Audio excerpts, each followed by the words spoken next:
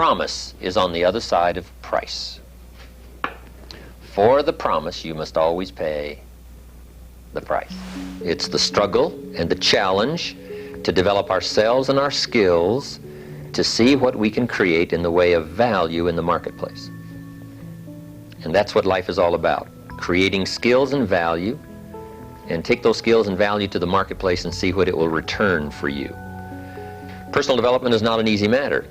New habits don't come easy, but they can be developed. Sometimes when you develop a lot of momentum in one direction, it's not that easy to change, but it is possible to change. It isn't easy, but it's possible.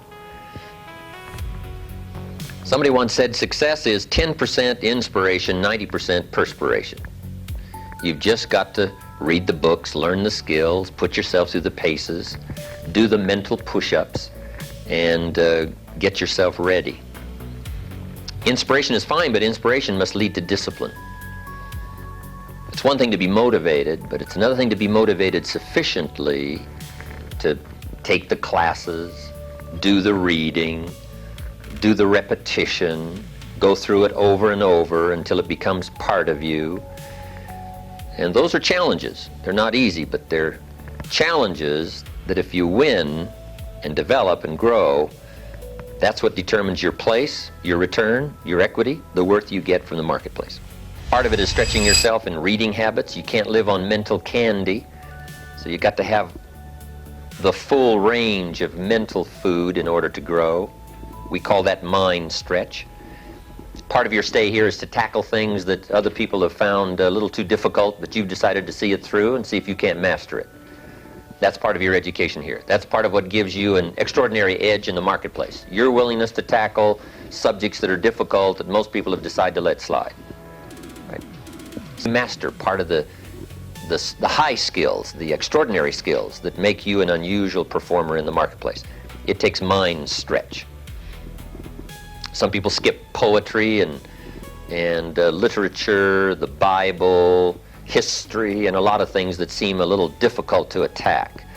But if you always back away from something that seems a little difficult at first, you leave yourself weak and you leave yourself unprepared in the marketplace. So don't be afraid to tackle the heavyweight stuff. It may be a lot easier than you think once you get into it and learn skill after skill. Here's what he said to me, I pass it along to you. He said, be self-educated. In fact, education doesn't cease when you leave college, leave the university. Education is a lifetime process. We keep putting ourselves through the paces to learn. That's how you get into the higher numbers income. That's how you get into the higher brackets enterprise.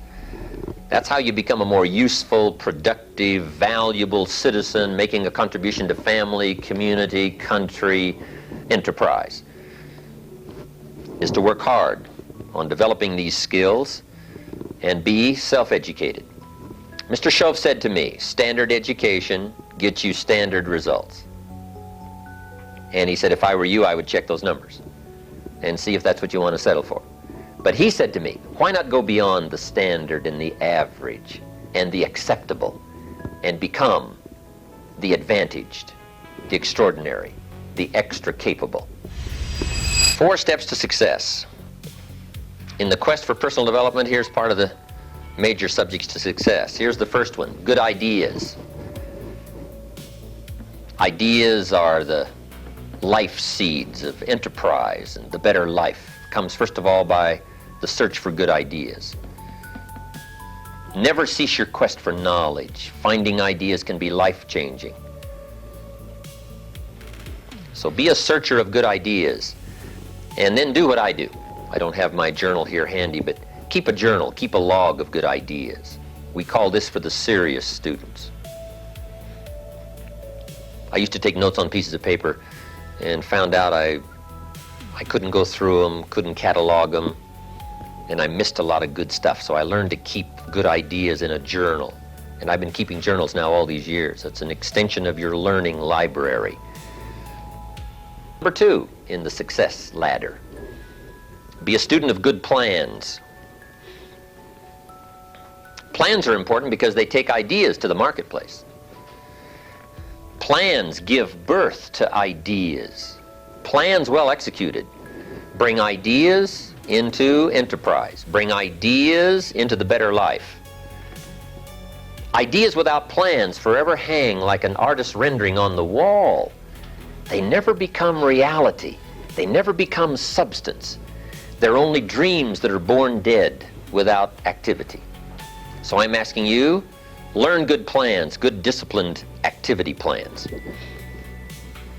Riches do not come by crossing your fingers, walking through the day hoping. Riches and wealth come from well-laid plans. In my last session with you, we learned if a child starts between the ages of 12 and 15 with a good plan and a normal average income, by age 40 they should be wealthy.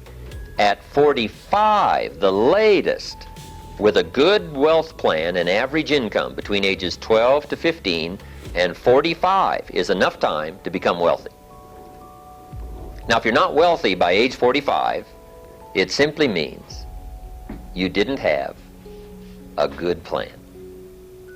Opportunity without good plans misses all the worth and the wealth you could have. So be a student of good plans. Here's the next part to the success formula, the 4 steps. The passing of time. All of us have to learn to handle time. It's one of the challenges of life, how to handle the passing of time. Here's sometimes something a little difficult to handle, waiting from spring till fall. That's not an easy stretch, especially if you have heavyweight creditors. You've planted in the spring, and now the creditors are on you in the summer. We have a tendency to walk out into the field and say, grow, crop, grow. They're on me. But we have to learn to wait. You know, part of it is patience. And Americans probably have to learn patience more than any other people on earth in our push-button society. Right? But it takes patience. The passing of time. 4th step in the success ladder is the solving of problems. It's a simple way to put success. Success is simply solving problems.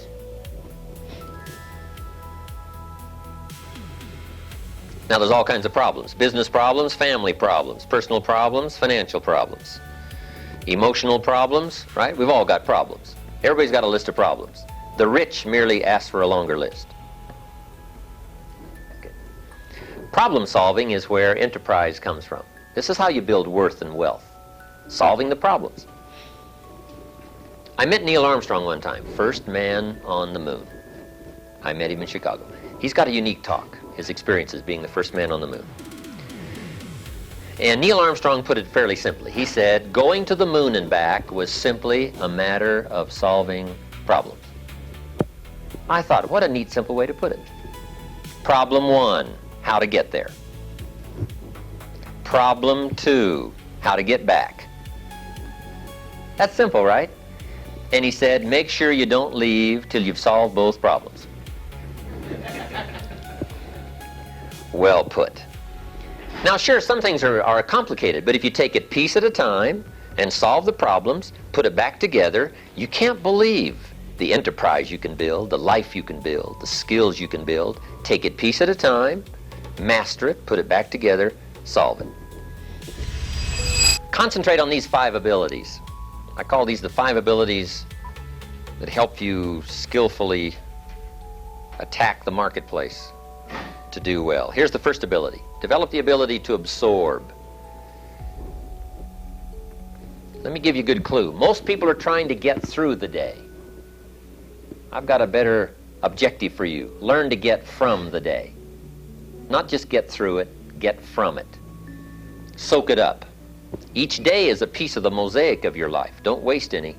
Treat them with care. See how much you can get from a day.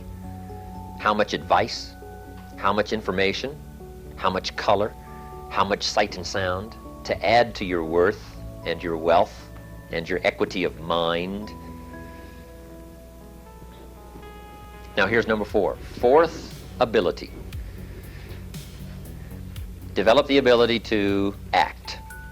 The ability to take action on your feelings and your knowledge. Action, disciplined action, is what gives birth to ideas, enterprise, value. Without activity, ideas and dreams are stillborn. They have no life. Disciplined activity is the most demanding of arts to take you where you want to go. Or in 10 years, you can be here. And in 10 years, there's a lot of difference between here and here. But right now, there isn't much difference in daily disciplines. Daily, weekly disciplines are those small changes of intelligent activity that take you now in a better direction. We use a good question that says, 10 years from now, you will surely arrive. The question is, where? Right? Good question. Now here's the comment. Now's the time to fix it. Now's the time to fix the next 10 years. Fix a better course. Now to unsophisticated people, what they do during the day doesn't seem to matter. But to sophisticated people, it makes all the difference in the world. The books you read, the actions you take, the disciplines you engage in on a daily basis. Those are the activities that are taking you somewhere. And all of us need to take a look at where our daily activities are taking us. Okay. Mind, okay. Health disciplines, wealth disciplines, culture disciplines, right? All values come from disciplines. Ideas put into disciplined activity create value. Now another unique thing about sharing is what you pour out creates capacity for more.